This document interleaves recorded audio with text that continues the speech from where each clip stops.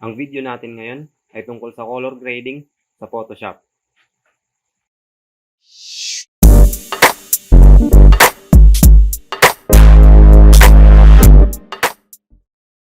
Maligayang panonood. Ngayon, ituturo ko ang color grading sa Photoshop. Maganda ito kasi una, malalaman natin kung paano naghahatakan ang tatlong kulay na ito sa ating litrato behind the scene. Pangalawa, malalaman rin natin kung paano i-analyze kung anong nangyayari sa tatlong kulay na ito behind the scene sa ating litrato. So, wag na tayong magpatumpik-tumpik pa. Pasok na tayo sa Photoshop. So, ngayon, nandito na tayo sa Photoshop. Pindutin ko yung F sa keyboard para sa full screen. So, ito yung sample image natin ngayon. So, una, gagawa tayo ng duplicate sa ating background. So, para gawin yun, i-drag nyo lang itong background image natin dito sa layers icon. Tapos, may copy na tayo sa ating background. Ang purpose natin nito is baka may magawa tayong mali, at least may backup pa tayo. So, ngayon, ang unang gagawin natin ay i-analyze natin ang kulay ng ating litrato, ating picture. So, para gawin yun, pupunta tayo sa channel. So, click natin itong channels. So, baka hindi nyo ito makita ang channels, punta lang kayo dito sa window. Tapos, click nyo itong channel. Tapos, lalabas yan. Ngayon, nandito na tayo sa channel. Kung mapapansin natin, may apat tayong layer. May RGB, may red, may green, at saka may blue. Itong apat na layer na ito, ang una dyan ay RGB. Ibig sabihin, kumuha na siya ng kopya sa tatlong layer na nasa baba, itong red, green, at saka blue, kaya RGB.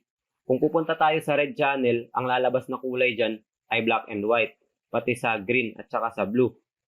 So, kung papagsama-samahin natin itong RGB, so makakapaglabas siya ng colored picture.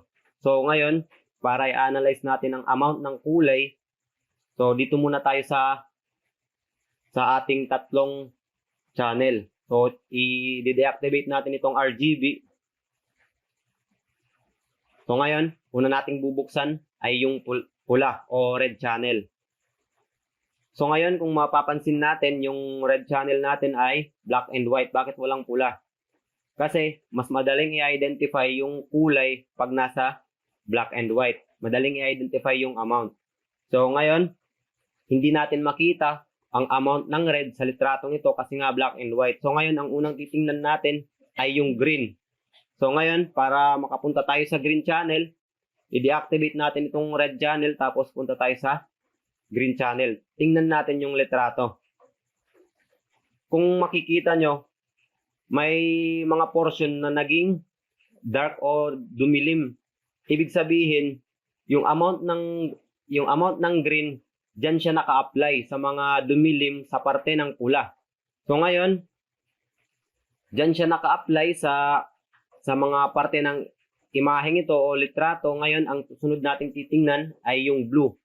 So ngayon, dito tayo kay blue. I-deactivate muna natin yung green channel. Dito tayo kay blue. So kung makikita nyo, yung mga dark areas ay lalong naging dark kasi nga si blue ay para siyang nasa shadow area. Tapos, kung mapapansin natin, yung mga area kagaya dito sa ating litrato ay masyado siyang dumilim or masyado siyang naging dark. Ngayon, punta tayo sa pula. So, balik tayo dito sa pula. Tingnan natin kung anong mangyayari sa ating litrato o sa ating picture. So, kung makikita nyo, lumiwanag uli siya. Ibig sabihin, yan ang amount ng pula sa litratong ito, sa picture na ito. So, kumbaga, ang red ay nasa highlights, tapos yung green ay nasa midtones, tapos yung blue ay nasa shadow. So, kumbaga, yung nagko-control sa kanila ay yung green. Si green yung nasa midtone. Kumbaga, kino-control ni green yung highlights ni red, tapos kino-control ni green yung shadow ni blue. Kumbaga, hinahatak ni green yung red para hindi masyado yung highlight, tapos hinahatak uli ni green yung blue para hindi masyado yung shadow. So, tingnan natin para mapansin natin to. So, ngayon, nandito tayo sa red channel. Ngayon, dito tayo pupunta sa green. Kung mapapansin natin, ang highlights area ng red channel ay medyo pinababaan ng liwanag ni green. Ibig sabihin, yung highlights mo sobra, so lalabas ako para bawasan yung highlights mo. Ngayon, punta tayo kay blue. So kung mapapansin natin kay blue, may mga area na naging dark talaga. Ngayon, nasa blue tayo, balik tayo sa green. Kung mapapansin natin, nung naka-active tayo kay blue, yung mga area dito ay dark. Ngayon medyo lumiwanag kasi nga si green para siyang nasa mid-tone, kinokontrol niya yung amount. Ibig sabihin, kumbaga, oy blue, yung shadow mo o yung madilim na parte sobra, so kukontrolin kita, lalabas ako para maipalabas yung kaunting detalye sa mga kulay na ito. So ganun sila naghahatakan. At ganun din sila naglalaro sa bawat isa. So ngayon, i-active na natin tong buong layer. Ngayon, balik tayo sa ating layers panel. Una, kasi nga, i-color grade natin ito. Gagawin natin siyang medyo warm look. So, para gawin yun, dito tayo sa adjustment layer. Tapos dito tayo sa solid color. Dito tayo sa color balance. Tapos ngayon, yung gagawin natin dito sa pag-aayos ng pagko-color grading sa kanya o pagko-color grade, i-separate natin yung shadow at saka yung highlights tapos midtones.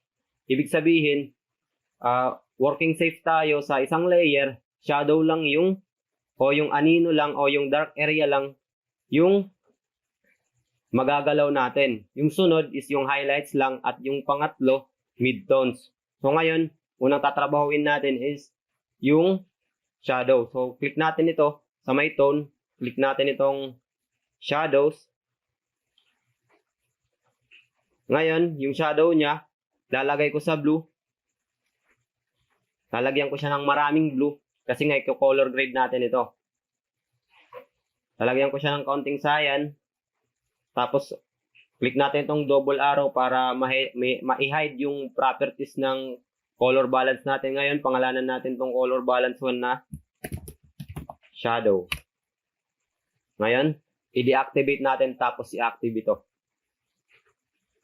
So, kung makikita natin, yung mga yellow areas ay dumilim o napatungan siya ng blue. O yung highlight area ay napatungan ng blue. Kasi nga, yung tinatrabaho natin dito is yung shadow. So, sunod natin na tatrabahuin ay yung highlights. So, ngayon, dito ulit tayo sa adjustment layer. Tapos, dito tayo sa color balance. Ngayon, ganun pa rin. Dito tayo sa tone. Click natin ito. Tapos, dito tayo sa highlights. Ngayon, sa highlights, i-drag up ko itong yellow kasi nga gusto nating maging warm look siya. So, dadrag ko siya.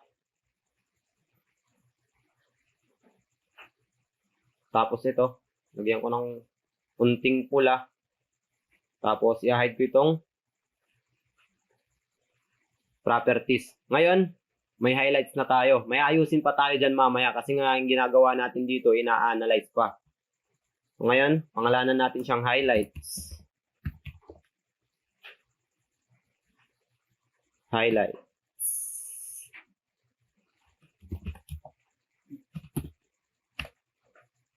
So, tingnan natin. I-deactivate muna natin yung shadow natin o yung shadow tone. Tingnan natin yung highlights. Kung makikita natin o mapapansin natin sa ating highlights, dito sa area masyadong maliwanag. So, mamaya ayusin natin yan. Masyado siyang maliwanag. Nababawasan ng detalye yung mga puno natin sa likod. So, ngayon, i-active natin ito. Sunod natin gagawin ay yung midtones. Dito tayo sa midtones, sa color balance, tapos midtones. Ngayon, yung gagalawin ko sa kanya ay yung dalawang bar, yung cyan na may red at saka yung yellow na may blue. So ngayon, dito sa may yellow, ida-drag up ko yung yellow pataas, tapos counting red. Ngayon, itatago ko to. I-click natin itong dalawang arrow para ma-hide yung properties. Tapos ngayon, i-deactivate tapos i-active natin itong midtone. So dito sa midtone, binawasan niya yung pagiging blue. So pangalanan natin siya. Midtone. Tapos ngayon, babalik tayo sa shadow natin. Double click. Tapos click natin ito, dito tayo sa shadow. Tapos bawasan natin ng kaunti ang ating shadow. Tapos lagyan natin ng kaunting pula. Ayun. Tapos dito tayo sa highlights. Click natin itong highlights. Drag up natin ito pataas. Tapos ito, drag up din natin. Tapos ngayon dito tayo sa midtones. Dagdagan natin ng kaunti, tapos bawasan dito sa taas. Tapos dagdagan natin yung gitna, yung magenta tapos green. So sa case ko, i-drag up ko siya sa green. So sa case nyo, kayong bahala. So i-hide natin itong properties. Ngayon, yung sunod natin gagawin ay i-adjust natin yung contrast at highlights niya. So para gawin yon, yung sa case ko, kukunin ko siya sa curves. So, para makuha yung curves, dito tayo sa adjustment layer. Click natin ito. Tapos, dito tayo sa curves. Click natin itong curves. Tapos, itong sa baba, mapapansin nyo sa dark side. Tapos, ito dito, sa shadow area. Tapos, ito dito sa highlights. So, idadrag ko siya papasok. Ayun. Oops. Kunti lang. Tapos, ito pa, dadrag ko siya. Tapos ngayon, i-hide natin ito. Tapos, i-group natin ito ngayon. Shift-click, tapos Ctrl-G. Kung mapapansin natin sa ating picture ngayon, sa ating pagko-color grade, masyadong maliwanag yung background natin o background ng mga taong to. So, ngayon, may ayusin pa tayo. Dito tayo sa shadow. Dito tayo sa shadow. Tapos, ayusin natin ito. Konti. Ayun. Tapos, dito tayo sa highlights.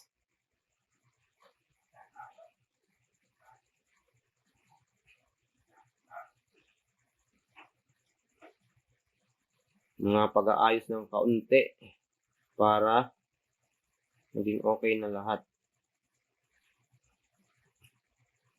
So, yun. So, sa case ko, okay na ako. So, ngayon, dito nga tayo sa curves kanina. Ngayon, i-hide natin siya. I-click ko itong color white. Ang tawag dito is layer mask. Click natin ito. Tapos, punta tayo dito sa image. Ngayon, click natin itong apply image. Tapos, dito sa layer, hanapin natin yung background copy. Click natin yan. Tapos, i-click nyo yung invert. Pwedeng hindi invert din. Okay lang yan. Pwedeng naka-disable yung invert. Pero sa case ko, enable ko yung invert. So, click OK. So, ngayon, tingnan natin yung before and after natin. So, ito yung before natin. So, parang malamig siya tingnan. Ngayon, ito yung after natin. So, medyo naging warm look siya. Naging parang mas marami yung kulay yellow at saka kulay pula o magenta. So, ito yung full screen natin. Zoom natin siya. Yan yung final output natin. So, sa case nyo, kayo ang bahala. I-discover nyo ito, paglaruan nyo. Pwede nyong, habang nasa shadow kayo, pwede nyo itong galawin, ganyan. So, nasa inyo yan. So, walang mali dito. Pwede yung ganyan, nasa sa inyo yan. Kasi nga, tutorial lang naman to. Importante, alam nyo yung idea. So, teka, balik muna natin to. So yan ang ating tutorial ngayon. So kung sa tingin nyo, nakatulong ang video na to, huwag nyong kalimutang mag-like at mag-subscribe sa video. Higit sa lahat, i-share nyo yung video para marami tayong matulungan na nagbabalak matuto sa Photoshop. Pindutin nyo rin ang notifications bell para updated kayo sa mga bago nating tutorial. At dyan po nagtatapos ang ating video.